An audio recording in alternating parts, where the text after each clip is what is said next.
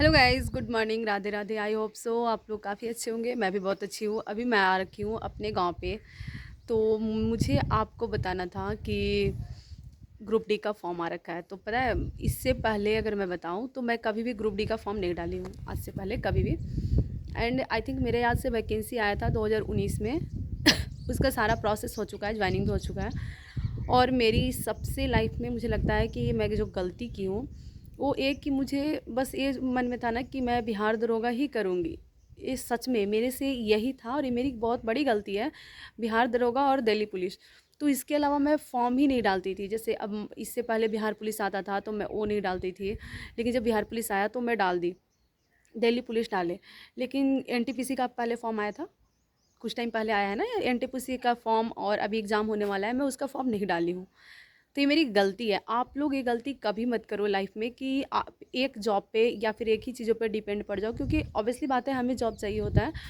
तो ये चीज़ें हमेशा लाइफ में याद रखना और कभी ये गलती मत करना जो मैं की हूँ, क्योंकि मेरा ऐसा होता था कि मैं सिर्फ यही करूँगी और उसके वो नहीं मिला तो फिर चीज़ें बहुत दिक्कत हो जाती है। और फिर इसलिए आप लोग ग्रुप डी का फॉर्म डालो। और लड़कियां, मतलब बहुत लोग बोलते हैं लड़कियों के लिए ग्रुप डी थोड़ा मुश्किल होता है। तो देखो, मुश्किल तो हर काम है लाइफ में, मतलब बिना पैसों का जीना, इससे बड़ा मुश्किल क्या है कि आपके पास कोई जॉब नहीं है, आप बेरोज़गार हो, आपके पास पैसे नहीं है। अगर आपको गुपचुप भी खाना है तो एक टाइम के बाद आप हमेशा अपने मम्मी से मांगो, मम्मी पैसा दो तो हम गुपचुप खाएंगे।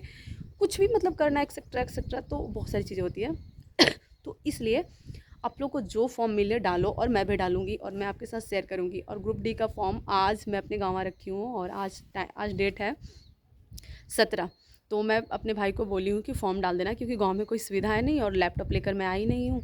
तो लैपटॉप वहीं पे है, तो उसको बोले हैं डाल देने के लिए। अब देखो, होता है ना, सबसे फर्स्ट ऑफ ऑल बहुत लोगों का क्वेश्चन होता है और दिमाग में आता है यार मेरा तो ग्रुप डी का तैयारी नहीं है, या फिर कैसे करेंगे ग्रुप डी वगैरह वगैरह। आप लोग भी बहुत ऐसे होंगे जिनका तैयारी नहीं होगा ग्रुप डी का। तो सबसे पहला हमारा काम होता है फॉर्म डालना, ठीक है। जब तक आप फॉर्म नहीं डालोगे, अभी मेरा मन हो रहा था कि अगर मैं एनटीपीसी का फॉर्म डाली होती तो हमारे पास एक ऑप्शन होता उसको एग्ज़ाम देने के लिए, है ना। लेकिन हमारे पास ऑप्शन नहीं है। इतना ज़्यादा आरपीएफ का फॉर्म आया था और इससे पहले यूपी पुलिस का फॉर्म आया था, मैं कुछ भी नहीं डाली। मतलब कि बस यही करेंगे के चक्कर में यूपी एसआई का फॉर्म डाले थे, मतलब SI, sorry guys, UP SI नहीं, आरपीएफ एसआई का फॉर्म डाले थे। कि मतलब ऐसा था कि सिर्फ एसआई लेवल का ही फॉर्म डालेंगे। लेकिन ये मेरी बहुत बड़ी गलती है, लाइफ की बहुत बड़ी गलती। तो मैं इससे कुछ चीज़ें सीखी हूँ जो आपके साथ शेयर कर रही हूँ कि आप लोग ऐसा मत करना। हर चीज़ डालते जाओ, धीरे धीरे आप एसआई का तैयारी करो, जो भी आपको करना है करो, लेकिन डालो। तो हम कहाँ थे कि फॉर्म डालो ग्रुप डी का। अब होता है हमारा तैयारी नहीं है, तो उससे पहले हमें क्या करना है, तैयारी तो हो जाएगी। अगर फॉर्म डालोगे तो तैयारी कर लोगे, लेकिन जब फॉर्म ही नहीं डालोगे तो तैयारी करके भी आप कर ही क्या लोगे, है ना। तो पहले तो फॉर्म डालो। अब होता है कि आरपीएफ और आरपीएफ हो गया या फिर रेलवे का कोई भी होता है ना, उसमें मैथ और साइंस बहुत इंपॉर्टेंट होता है। मैथ, साइंस, जिक और रीजनिंग वाला पोर्शन बहुत इंपॉर्टेंट होता है। और जिक्के चीज़ होता है, लेकिन ना इसमें साइंस का जो पोर्शन होता है ना वो ज़्यादा डाला जाता है। तो ये चीज़ें साइड में रख के पहले हम बात करेंगे कि हम फॉर्म कैसे डालें आरपीएफ का। सॉरी गाइस, मेरा दिमाग में पता नहीं क्यों आरपीएफ आ रहा है। ग्रुप डी का फॉर्म हम कैसे डालें। तो ग्रुप डी का फॉर्म डालने के लिए सबसे पहले तो आप अपने कैफ़े वगैरह जा सकते हो, जो लड़कियां हैं या फिर लड़के हैं, सभी लोग अपना कैफ़े जाओ। उसके लिए बहुत ज़्यादा डॉक्यूमेंट्स नहीं होता है। पहले मेरे माइंड में ऐसा होता था आई ग्रुप डी है या फिर रेलवे का कोई भी वैकेंसी है, उसके लिए ना हमें आईटीआई इम्पॉर्टेंट होता है, बट ऐसा नहीं है। आईटीआई इम्पॉर्टेंट नहीं होता है। आपका जो भी बेसिक एजुकेशन तो सबके पास होता है, 12th होता है, ग्रेजुएशन होता है। ग्रेजुएशन तो आजकल सभी लोग करते हैं। तो डॉक्यूमेंट्स में क्या क्या लगता है, तो सबसे पहले तो आधार कार्ड, ये इम्पॉर्टेंट है किसी भी वैकेंसी में, किसी भी वैकेंसी में, किसी भी चीज़ में। तो आधार कार्ड हो गया। उसके बाद हो जाता है, आधार कार्ड के बाद अपना जो भी 12th लेवल का सर्टिफिकेट आपके पास होगा ही वो। और थर्ड चीज़ होता है आपको कट मार्क्स जो भी होते हैं, फेस हो या हैंड हो, जो भी चीज़ों पर होता है वो पूछता है आपको। हाँ, एक गलती आप कभी मत करना कि जब भी आप कैफ़े में जाते हो ना, तो हमारे माइंड में क्या होता है, भैया हम आधार कार्ड दे दिए, हम अपना डॉक्यूमेंट्स दे दिए, आप भर दो। भैया कभी कभी इतने प्रेशर में होते हैं, दो उधर से बोलते हैं भैया मेरा भर दो, भैया मेरा भर दो, और भैया कुछ गलती कर देते हैं। और ये गलती से, एक गलती की वजह से आप मतलब डिस्क्वालीफाई हो सकते हो। और वेरिफिकेशन में ही मतलब बहुत सारी गलतियाँ हो जाती हैं, टाइपिंग मिस्टेक या कुछ भी हो जाएगा, तो आप वो तो कर गए, लेकिन दिक्कत किसको आएगी? आपको। तो ये चीज़ें बातों का ध्यान रखना कि कभी भी आप किसी भी कैफ़े में जाते हो ना, तो आप देखा करो कि कहाँ पे क्या गलती हो रही है, नहीं हो रही है, क्योंकि भैया आपके कर्ता धर्ता नहीं है, आप अपना कर्ता धारता खुद बनो और खुद से चीज़ों को एक बार क्लियर करो, चेकआउट करो। क्योंकि ऐसी गलती बहुत लोगों के साथ हो जाती है कि उनके आधार कार्ड में कुछ है और चीज़ों में कुछ हो जाता है और इसकी वजह से वो फॉर्म देने के लिए एलिजिबल ही नहीं होते हैं। तो ये गलती कभी मत करना। एंड सेकंड चीज़ आता है कि फॉर्म चलो आप अप्लाई कर दिए, तो बहुत लोग का ये है ना कि जोन कौन सा भरे, बहुत सारा सेफ़ जोन कौन होगा, सेफ़ जोन कौन है। तो सेफ़ जोन, एक चीज़ याद रखना, बहुत लोग फॉर्म बहुत पहले डाल चुके हैं, अभी लास्ट का 5 डेज़ 7 डेज़ बचा हुआ है। तो इसमें क्या हो गया कि यूट्यूब पर बहुत ऐसे वीडियो बनाते हैं कि ये मुंबई सेफ़ जोन है, दिल्ली सेफ़ जोन है, ये सेफ़ जोन है, ये सेफ़ जोन है। तो चलो ठीक है, वो तो बता दिए। अब हमारे जैसे जो स्टूडेंट होते हैं या आपके जैसे जो यूट्यूब पर बहुत सारे वीडियो देखते हैं, तो हमें लगता है यार दिल्ली सेफ़ जोन है। तो अभी ना पता है 50% फॉर्म डाले हैं, 50% फॉर्म नहीं डालते हैं, जो लास्ट में डालते हैं, ये फिक्स है।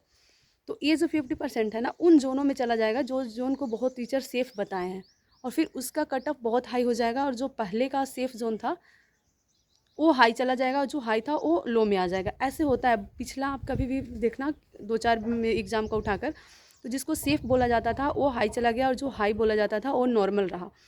तो अपने अकॉर्डिंग आप देखो कि कौन सा जोन सेफ़ है, कौन सा नहीं है, उसके अकॉर्डिंग आप फॉर्म डालो। कभी भी कोई भी अगर बता रहा है ना, तो ये बात याद रखना कि आप सिर्फ वीडियो नहीं देखते हो, बहुत सारे लोग वीडियो देखते हैं और उसके अकॉर्डिंग अगर जैसे हम किसी का वीडियो देखते हैं, मेरे माइंड में सबसे पहले क्या आता है कि यार ये जोन हम डाल देते हैं, दिल्ली जोन या फिर मुंबई जोन, कोई भी जोन है। तो ऐसे ही आपके माइंड में सिर्फ नहीं क्लिक होता है, बहुत सारे लोगों के माइंड में होता है, और सब जाकर उस सेम जोन में डालेंगे तो फिर कट ऑफ वहाँ का बहुत ज़्यादा हाई चला जाएगा। तो इसलिए अपने अकॉर्डिंग डालो, ज़्यादा फ़र्क नहीं होता है, 1-2 नंबर का होता है फ़र्क, तो ठीक है, इतना मैनेज हो जाता है, और नहीं होगा तो नसीब से ज़्यादा कुछ नहीं होता है। ये बात याद रखना। तो वो पहली बात तो अपने अकॉर्डिंग डालो। अब बात होती है कि पोस्ट, तो पोस्ट बहुत सारा है ग्रुप डी में, आपको जो अच्छा लगता है या फिर आप अपने अकॉर्डिंग देखो कि मेरे लिए क्या अच्छा है। मोस्टली लड़कियों के लिए थोड़ा ये होता है ना कि हमें टाइम का पाबंदी होता है, या फिर हम अपने सेफ्टी पर्पज़ से थोड़ा चीज़ें देखते हैं, तो उसके अकॉर्डिंग आप देखो कि आपको कौन सा चीज़ अच्छा लगता है, उसके अकॉर्डिंग आप फॉर्म डालो। और फॉर्म डालने के बाद की बात आती है कि तैयारी कैसे करें। हमारी मैथ अच्छी नहीं है, कुछ लोगों का रीजनिंग अच्छा नहीं होगा, कुछ लोगों का जीके जीएस अच्छा नहीं होगा, कुछ करेंट, मतलब हर इंसान का हर चीज़ अच्छा नहीं होता, ये बात फिक्स है। तो इसके लिए अभी बहुत टाइम है, एग्ज़ाम कब लेगा, अभी टाइम है, पहले फॉर्म डालना है। तो फर्स्ट ऑफ ऑल तो आप फॉर्म डालो ही डालो। अब बात होती है कि मैथ, रीजनिंग और जीके जीएस, तो 25 मैथ होता है, 25 रीजनिंग होता है और 50 जीके जीएस होता है। तो इसका जो मैथ का टॉपिक होता है, आप अभी से स्टार्ट अगर करोगे ना, तो रीजनिंग तो सबका सही होता है मेरे अकॉर्डिंग, रीजनिंग का पोर्शन सबका ही ठीक होता है। तो रीजनिंग में थोड़ा बहुत टॉपिक ऐसा होता है जैसे कैलेंडर, मुझे लगता है कि ये थोड़ा सा पढ़ने वाला टॉपिक होता है। कैलेंडर के अलावा क्लॉक का भी थोड़ा सा मतलब आपको देखना पड़ता है, कुछ तो बहुत अच्छे से बन जाते हैं, कुछ आपको देखना पड़ता है। और इस कैलेंडर, क्लॉक और 1-2 टॉपिक है जिसको आपको थोड़ा डिटेल से पढ़ना पड़ेगा। बाकी चीज़ें प्रैक्टिस की चीज़ें, जैसे सिटिंग अरेंजमेंट हो गया, तो देखो इसको आपको कोई कितना भी पढ़ा देगा ना कि आप दाएँ लेफ्ट राइट ऐसे लो वो लो, तो क्या होगा कि आप एक बार समझ जाओगे, लेकिन जब तक प्रैक्टिस नहीं करोगे तब तक कुछ नहीं होगा। लेकिन कैलेंडर और क्लॉक में क्या होता है, कुछ चीज़ें याद करने वाली होती है कि वो जो ईयर्स का वर्ड होता है कुछ दिया रहता है, और सप्ताह का जो हम इंडिकेट करते हैं 1 2 3, तो वो थोड़ा सा याद करने वाली चीज़ होता है। कभी कभी हम भूल जाते हैं उन चीज़ों को, जैसे मैं भी कभी कभी भूल जाती हूँ, तो वो चीज़ें मैनेज हो जाएगा आप धीरे धीरे स्टार्ट करोगे। तो गाइस सबसे पहले आप फॉर्म डालो, और उसके बाद कैसे क्या करना है वो मैं आपके साथ शेयर ज़रूर करूँगी एक नेक्स्ट वीडियो में, क्योंकि ये वीडियो बहुत ज़्यादा लंबा हो जाएगा। तो उसमें हम करेंगे अपनी स्टडी, जो ग्रुप डी का तैयारी कैसे करें। लेकिन फ़िलहाल आप फॉर्म डालो, बहुत ज़रूरी है। कभी भी, मैं फिर से बता रही हूँ, कभी भी एक एग्ज़ाम पर डिपेंडेंट मत रहो, क्योंकि मैं आसपास में भी बहुत लोगों को देख लिया अपने गाँव में कि मुझे यही करना है, मुझे यही करना है। इस चक्कर में वो बहुत पीछे चले गए लाइफ में, और अभी ऐसा आ गया है कि हम फॉर्म ही नहीं डाल सकते। कुछ टाइम बाद हमारे साथ भी यही होगा कि हम बहुत फॉर्म भरने के लिए एलिजिबल नहीं रहेंगे, जैसे कांस्टेबल लेवल का जो जॉब है उसके लिए हम एलिजिबल ही नहीं रहेंगे। तो ये गलती मेरी बहुत बड़ी है। लेकिन एक चीज़ है ना कि मैं बहुत लेट पढ़ाई स्टार्ट की, मतलब 2023 से मैं पढ़ना स्टार्ट की हूँ, तो 23 24 गया, 25 चल रहा है। तो 23 से 24 तो इस बीच में जो फॉर्म आया वो मैं डाली हूँ। जैसे इस बीच में ही बिहार पुलिस का फॉर्म आया था वो डाल दिया, लेकिन मेरे से गलती हुआ है कि एनटीपीसी का फॉर्म नहीं डाले, क्योंकि उस टाइम मेरे माइंड में ये चल रहा था कि ग्रुप जिसका भी आईटीआई होता है ना वो फॉर्म डालते हैं। और मतलब मैं इतनी बुद्धू लड़की हूँ, मतलब मेरी मैं क्या ही बताऊँ, सच में मैं बहुत बुद्धू लड़की हूँ कि मुझे एक बार चेकआउट करना चाहिए था। मतलब मेरे माइंड में ही नहीं आया कि मुझे फॉर्म डालना है। और सच बताऊँ, मुझे ये भी नहीं पता था ग्रुप डी का फॉर्म आया है और मुझे इसका फॉर्म डालना चाहिए। जब मैं बिहार पुलिस से फ़ेल होकर अभी बैठी हूँ तो मैं देख रही थी, तो मुझे पता चला अरे ग्रुप डी का इतना सारा वैकेंसी आया और मुझे फॉर्म डालना चाहिए। तो गाइज़ आप लोग भी डालो, एक पे डिपेंडेंट मत रहो। मेरी मम्मी मना कर रही थी कि मत डालो, इसमें भी रनिंग है, लेकिन क्या कर सकते हैं यार, मतलब मुझे डालना है और मैं डालूँगी तो आप भी डालो, मतलब रनिंग है तो क्या कर सकते हैं। चलो गाइज़ फॉर्म डालो, उसके बाद कमेंट करना आपको कहाँ पे दिक्कत आ रहा है, क्या आ रहा है, उसके अकॉर्डिंग आगे बात करेंगे।